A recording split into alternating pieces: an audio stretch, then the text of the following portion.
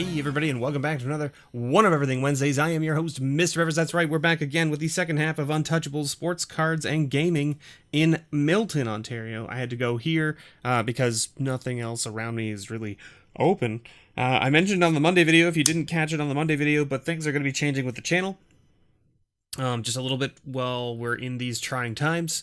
If you're unsure of what I'm talking about, go check out the little snippet from the Monday video. It's in the first like 3 to 4 minutes of the video. I discuss sort of what's going on with the channel and how things are going to be for the next few weeks. The One of Everything series may be impacted heavily due to the fact that a lot of shops and things are closing in and around my area because, you know, they can't stay open because they can't have people gathering and all that kind of stuff. So I'm going to be reaching out to a few stores via email or whatever and seeing what we can do with, like, you know, I order online or I order it over the phone with them. They charge my card and ship the stuff to me or something like that. So that way there's, you know, I'm looking at options, right? I'm trying to figure out what I can do to keep the series going, but there may be interruptions to it in the coming months just because I can't get out and I can't go and see shops.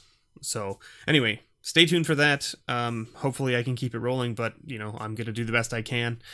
There will be videos throughout the week. It just means that there may be, you know, a few gaps here and there in the coming weeks and months from, you know, like there might not be a Wednesday video one week, and then the Friday videos are probably going to stop for a while just because I can't really get more product to open.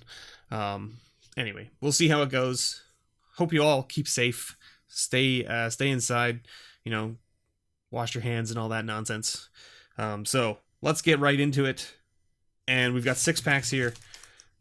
We always start, if you're new with this series, this is the One of Everything series where I go to local shops in and around my area and we buy one of every pack they have available. We then put everything that is $1 or more from each pack into the patron pile. And that gets given out.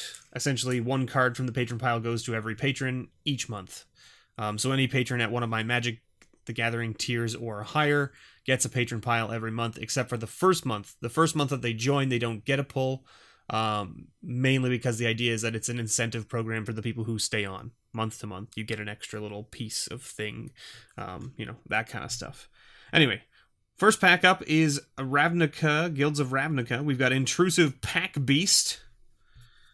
I don't think there's any commons from here, is there, that we need to worry about too much? I don't believe so. Night Veil Sprite. Might of the Masses. Thought-Bound Phantasm.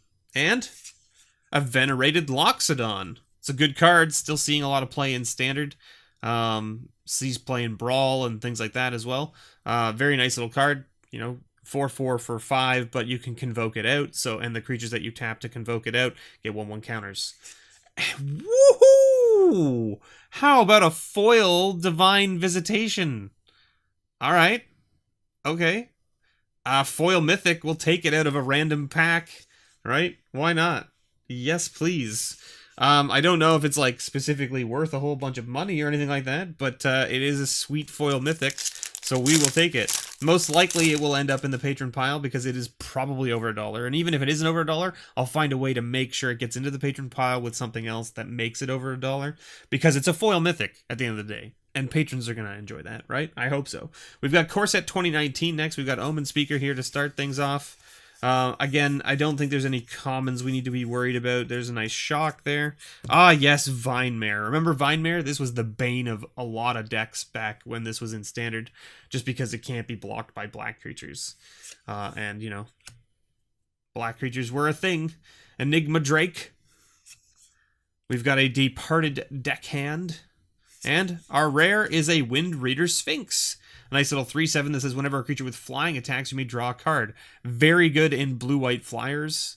Was a really good card in Limited as well because it was a 3/7, so it was hard to get rid of without a direct kill spell. And if you had other flyers, you basically just get to draw cards, which is card advantage in Limited is always a key thing, right? Artificer's Assistant. We're starting with Dominaria here. Again, this is the weird set where it's like the number of commons is like offset because you have a certain number of uncommons, but then one of the uncommons could be behind the rare because it's like the legendary card for the pack.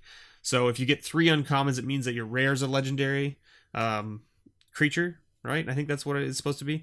Dauntless Bodyguard, or maybe it's not a legendary creature. Maybe it's just like a legendary in general.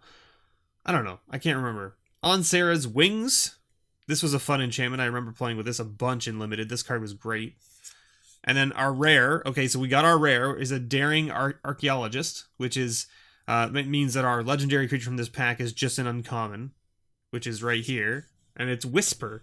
Blood Liturgist. This card was a lot of fun to play with in Limited as well, because it was sack 2 creatures, return target creature card from your graveyard to the battlefield. So there was a lot of fun you could do with like green-black sack mechanics, because green had a lot of like token generation on creatures that say like when they enter the battlefield they do a thing. So you could like sack them to put them in the graveyard to bring back another thing that had an enter battlefield effect, and then you could sack that thing plus something else to go and get the one that then comes into play and makes like a token or 2 tokens, and then you could sack those to bring back the one that you just sacked to do the enter battlefield, like, you know, Chupacabra or whatever. Like, yeah, lots of fun. There was lots of fun that you could do in this environment. Chupacabra wasn't in this set, but like, you know what I mean. Like, it was in the standard format at that time, so there was lots of fun things you could do with it. We got a Mountain and a Cleric token. Rivals of Ixalan. We're moving into things that are no longer in standard, but, you know, still a lot of fun, a lot of good memories. Good old Fanatical Firebrand there. Saw a lot of play in the mono red deck. Good old Colossal Dreadmaw, which, you know, got reprinted like to oblivion. They reprinted it in like 3 sets in a row or something like that. Mausoleum Harpy, Swift Warden, Raging Regisaur. Good card for Limited as well, because it did a damage to target creature or player, which means you could ping your own things to trigger their Enrage, which is really cool. And we got Kumena's Awakening. Very nice. So this is a little 4-mana Ascend card that says at the beginning of your upkeep, each player draws a card. If you have City's Blessing, instead only you draw a card. So really cool. Oh, look, we got the Minecraft ad. Yay. What happened to that? I think it still exists, but, you know, I don't think anybody's talking about it, right? Magic the Gathering skin pack available now for Minecraft. Jeez. All right. We've got Ixalan next. We've got, you know, again, I don't think any commons of note out of here. Maybe, was it Opt? Opt might be close. Makeshift Munitions. Kumena's Speaker. Fiery Cannonade. And our rare is Angrath's Marauders. 4/4 for 7. And if a source you control would deal damage to a permanent or player, it deals double that damage instead. That card was, like, not great, I have to say. Amonkhet. Can we find a fancy invocation, right? We want to count the commons, right? 1, 2, 3, 4, 5, 6, 7, 8, 9. Ooh. Ooh. 9 commons. Protection of the Heckma. Labyrinth Guardian. Exemplar of Strength. And our rare? Oracle's Vault. Alright, so 4-mana artifact. Pay 2, tap. Exile the top card of your library until end of turn. You may play that card. Put a brick counter on Oracle's Vault.